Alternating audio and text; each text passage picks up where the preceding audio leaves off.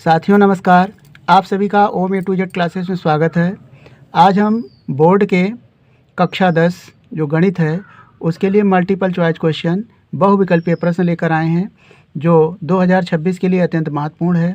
यदि आप कक्षा 10 के विद्यार्थी हैं तो यह वीडियो आपके लिए अत्यंत महत्वपूर्ण है। यहाँ पर प्रश्न पढ़ते हैं। समीकरण 4 + 5x + 2x² = 0 के मूल होंगे। यहाँ पर हमें 4 ऑप्शन दिए हुए हैं। पहला है परमेय और बराबर, और बी है परमेय और असमान, और सी है अपरमेय, और डी है वास्तविक नहीं है। इसके लिए हमें इस क्वेश्चन को हल करने के लिए हमें इसका विविधकर ज्ञात करना होगा। तो देखिए इसे सॉल्व करते हैं। 4 + 5x + 2x² = 0 है। ये अवरोही क्रम में है तो इसकी हम तुलना इसके व्यापक समीकरण ax² + bx + c से करेंगे। यहाँ पर इसे एक क्रम से लिख लें। पहले 2x² + 5x और +4 = 0। बहुत ही शानदार क्वेश्चन है। इसकी तुलना करना है हमें ax² + bx और +c = 0 से करना है। यहाँ पर देखें, अगर हम गुणांकों की तुलना करेंगे तो a बराबर पाएंगे 2 और b बराबर 5 और c बराबर 4। अब देखें विविधकर d बराबर होता है, आप जानते हैं सूत्र b² - 4ac। यहाँ से देखें b का मान है 5, 5 का वर्ग हो जाएगा -4 सूत्र का है, और a का मान है 2 और c का मान है 4। तो 5 का वर्ग करेंगे तो हो जाएगा 25, 4 दूनी 8 चौक 32 -32। अब यहाँ से बड़ी संख्या से छोटी संख्या को घटाएंगे, चिन्ह बड़ी संख्या के लिखेंगे। तो 32 में से 25 जाएगा तो हो जाएगा -7, और ये आ गया D। तो यहाँ पर 3 स्थितियाँ होती हैं। चूँकि D का मान 0 से छोटा है, यदि D का मान 0 से छोटा हो तो मूल वास्तविक नहीं होगा। तो यहाँ पर हम लिखेंगे मूल वास्तविक नहीं है। तो यहाँ पर देखें ऑप्शन नंबर आपका सही हो जाएगा, वास्तविक नहीं है। यानी विविधकर का मान D जो -7 आया है वह 0 से छोटा है, अर्थात मूल काल्पनिक है, तो वास्तविक नहीं होगा। अगला प्रश्न देखें। sin थीटा बराबर कोसेक थीटा है और थीटा का मान 0 से बड़ा है और पाई से छोटा है। यहाँ पर एक चीज़ ये भी जान लें, जो ऑप्शन है वह पाई के रूप में दिया है, यह पाई रेडियन है। तो आप जानते हैं पाई रेडियन बराबर 180 अंश होता है। तो यहाँ पर सबसे पहले हम थीटा का मान निकालेंगे। साइन थीटा बराबर कोसेक थीटा है। दूसरा हमारा है प्रश्न साइन थीटा बराबर कोसेक थीटा है। तो यहाँ से हम साइन थीटा बराबर लिख सकते हैं, इसे चेंज करके भी लिख सकते हैं, sin 90 - थीटा करके भी लगा सकते हैं, अथवा इसका व्युत्क्रम आप जानते हैं कोसेक थीटा का व्युत्क्रम होता है 1/sin थीटा। ये हो गया। अब इसे तिर्यक गुणा कर दें तो sin थीटा का गुणा sin थीटा में हो जाएगा, तो हो जाएगा sin² थीटा बराबर 1 हो जाएगा। अब यहाँ से देखें sin थीटा बराबर हो जाएगा, इसका 1 का वर्गमूल निकलेगा इस तरह √1, तो sin थीटा बराबर हो जाएगा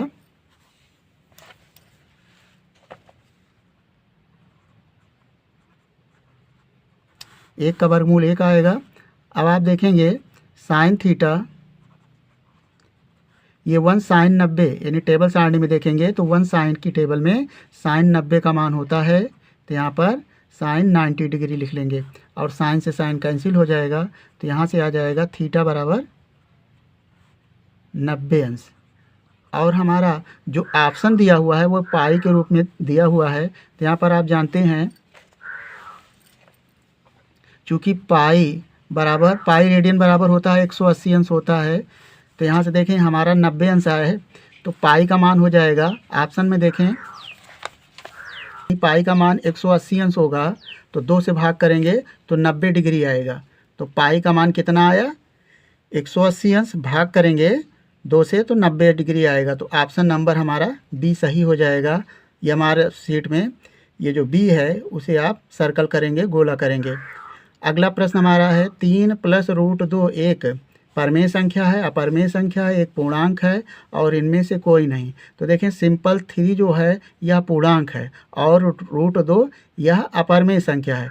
जब भी पूर्णांक और अपरमेय संख्या को जोड़ेंगे तो आएगा सदैव अपरमेय संख्या। तो यहाँ से ऑप्शन नंबर हमारा बी सही हो जाएगा।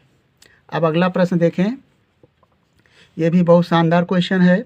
यहाँ पर लिखा है यदि आंकड़े 2, 3, 4, 5, 5 और 6, 7, 7, 7 यक्स तथा 2 का बहुलक 7 हो तो यक्स का मान होगा। तो देखिए जब भी आंकड़े दिए हों इस तरह और उसमें जो अंक सबसे ज़्यादा होता है वही उस संख्या का बहुलक होता है। तो यहाँ पर देखें जो 5 है 3 बार आया है और 7 भी 3 बार आया है, लेकिन यहाँ पर बहुलक जो उत्तर दिया है यह बहुलक का उत्तर दिया है 7। इसका मतलब यक्स के स्थान पर 7 होना चाहिए, तभी इस आंकड़ों में सबसे ज़्यादा अंकों की संख्या 7 होगी। तो यहाँ पर आपका उत्तर हो जाएगा बहुलक आएगा 7, क्योंकि यहाँ पर अधिकतम संख्या जब अंकों की ज़्यादा होगी वही उस आंकड़े का बहुलक होगा। तो यहाँ पर ऑप्शन नंबर सी हो जाएगा सही। अगला प्रश्न हमारा है एक समद्विबाहु समकोण त्रिभुज में यदि कर्ण 5√2 सेमी हो तो त्रिभुज की भुजाओं की लंबाई ज्ञात कीजिए। यहाँ पर हमें एक समकोण त्रिभुज दिया हुआ है और समकोण त्रिभुज में जो समकोण बनाने वाली भुजाएं हैं वह समद्विबाहु, समद्विबाहु का मतलब होता है दोनों भुजाएं बराबर हैं और एक कोण 90 अंश का है जिसका कर्ण 5√2 है और त्रिभुज की भुजा की लंबाई ज्ञात करना है। तो यहाँ पर देखें